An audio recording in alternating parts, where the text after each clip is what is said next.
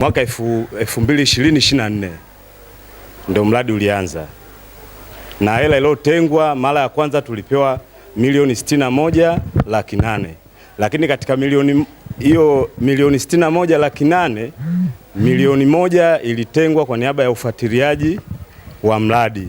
Lakini katika bajeti ilivyopigwa baadaye ikaonekana mradi una upungufu wa milioni 18 ambayo tuliomba kwa mkurugenzi milioni 18, na mwaka huu mkurugenzi ametuingizia hizo hela milioni 18 kwa niaba ya kumalizia mradi.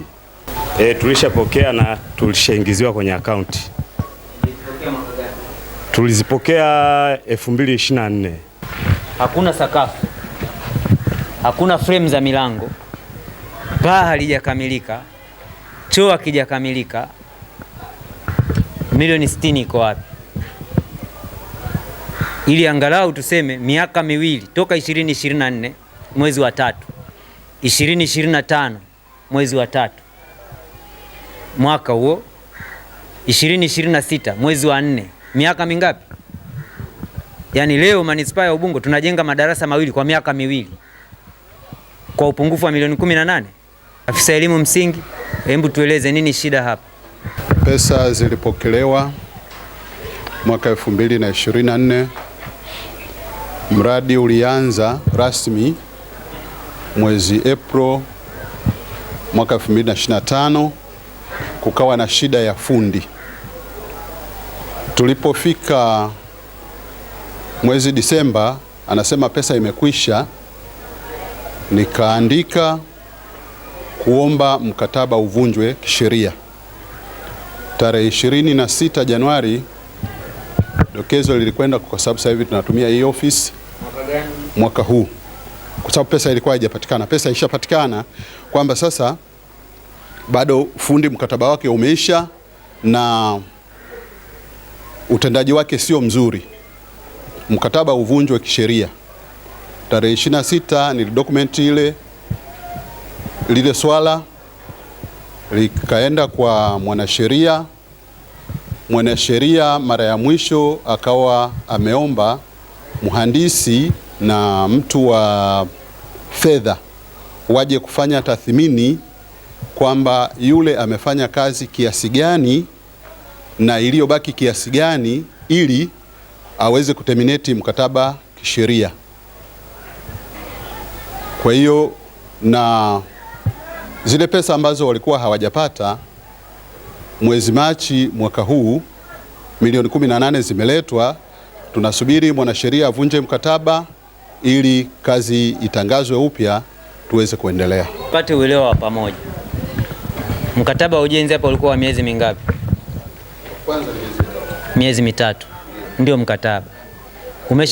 Umeshapita muda gani? Aliomba kwa extend. Kwa muda gani? Kwa miezi mitatu.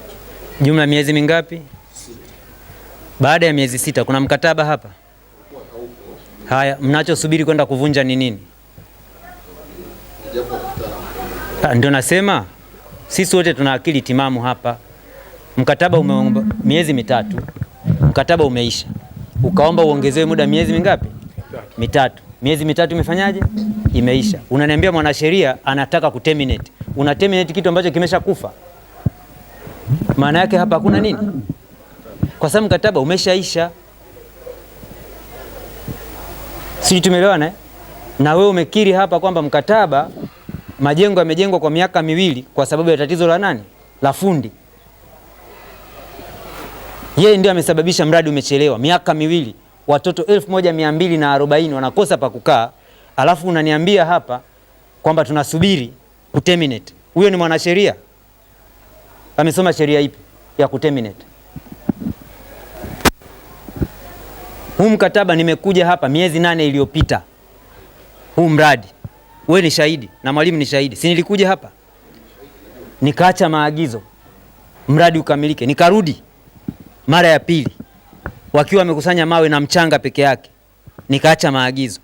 Leo kamati ya usalama imefika hapa mara ya 3, mnaniambia bado mnasubiri kuterminate mkataba. Sasa hapa tunachezeana. Nyinyi mnafanya makusudi kuhujumu serikali. Hii ni hujuma. Haiwezekani watoto 1240 wamelundikana kwenye darasa. Fedha ya serikali imetoka miaka miwili, tarehe 25 mwezi wa 3. Leo ni tarehe 14 mwezi wa 4, 2026, madarasa mawili. Mnaniambia kwamba tunasubiri mwanasheria ili tuweze kuvunja mkataba wa madarasa mawili. Kamanda TAKUKURU huko hapa. Sawa. Nataka kusanya wote. Mkuu wa idara ya elimu msingi, kusanya mwanasheria wa halmashauri, kusanya mkurugenzi, wote wahojiwe kwa hujuma ya miradi ya serikali. Hatuwezi kuendekeza mambo ya kipuuzi yanafanyika hapa. Serikali inahangaika kutafuta fedha. Fedha nyingine tunazikopa kwa riba, wananchi wapate huduma. Mnakuja kuniletea mchezo kwamba miaka miwili, madarasa mawili hayajakamilika. Tunafanya nini hapa? Hili halikubaliki. Na nataka ujumbe ufike vizuri. Agizo langu, TAKUKURU, kamata wote wahojiwe kwa hujuma ya mradi. Na hili litafika mpaka kwa waziri wa TAMISEMI kwamba tuna watu hapa kwenye halmashauri mnachezea miradi ya serikali na kuihujumu serikali. Mmepewa mamlaka ya kusimamia kutoa huduma madarasa mawili, watoto 1240 wamejirundika kwenye darasa. Shule na upungufu wa madarasa 7. Tumeleta fedha, basi akamilishwe, watoto wapunguziwe kurundikana madarasani. Miaka miwili tunambwela mbwela hatujengi madarasa. Na sisi tupo? Hapana. TAKUKURU, tafadhali wote wanaofanya hii hujuma ya haya madarasa mawili, huyo fundi apatikane. OCD si yuko? Fundi si mnamjua majina? Kwenye ziara hii hapa OCD na wewe nimekuondoa, nenda kamtafute fundi. Kamata huyo fundi atoe maelezo kwa nini aliomba kazi ambayo hajaitekeleza. Ni wizi wa fedha za serikali. Wizi wa fedha za serikali. Kwa hapa naunganisha vyombo viwili. OCD we tafuta fundi, TAKUKURU tafuta watumishi wote nipate maelezo, wahojiwe kwa hujuma hii ya waziwazi. Mwenyekiti wa mtaa hapa amehangaika na hili jambo. Kila siku yuko ofisi ya mkuu wa wilaya.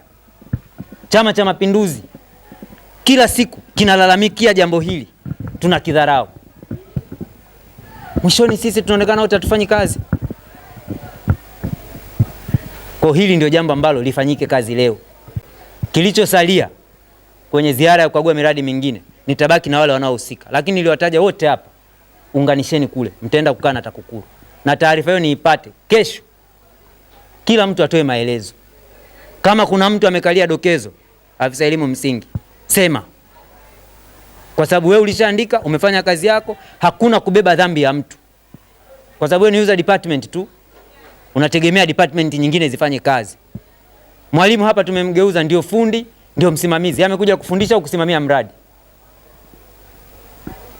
Hii halmashauri ina engineer, ina manunuzi, ina mwanasheria, ina mtu wa elimu. Alafu lote tumbwagie mwalimu hapa? Haiwezekani. Nataka kila mtu aliyehusika kwenye hii hujuma hapa tutalala naye mbele. Das la kwako. Na wewe kwenye ziara yangu hii rudini ofisini. Sawa? Asaini mtu ulisimamie na wewe. Tunajua tuna shughuli ya Mwenge mbele, lakini hili kwa sababu lina zaidi ya miezi 8, maelekezo ya chama, maelekezo yangu yamepuuzwa. Mradi una miaka miwili, madarasa mawili, milioni 61 jumlisha milioni 18. Haya hajakamilika? Haiwezekani. Nataka maelezo vizuri kabisa, na anayehusika lazima tumchukulia tu. Kiutendaji, uzembe kazini, kutokutii maagizo, yote hayo ni makosa ya kiutumishi.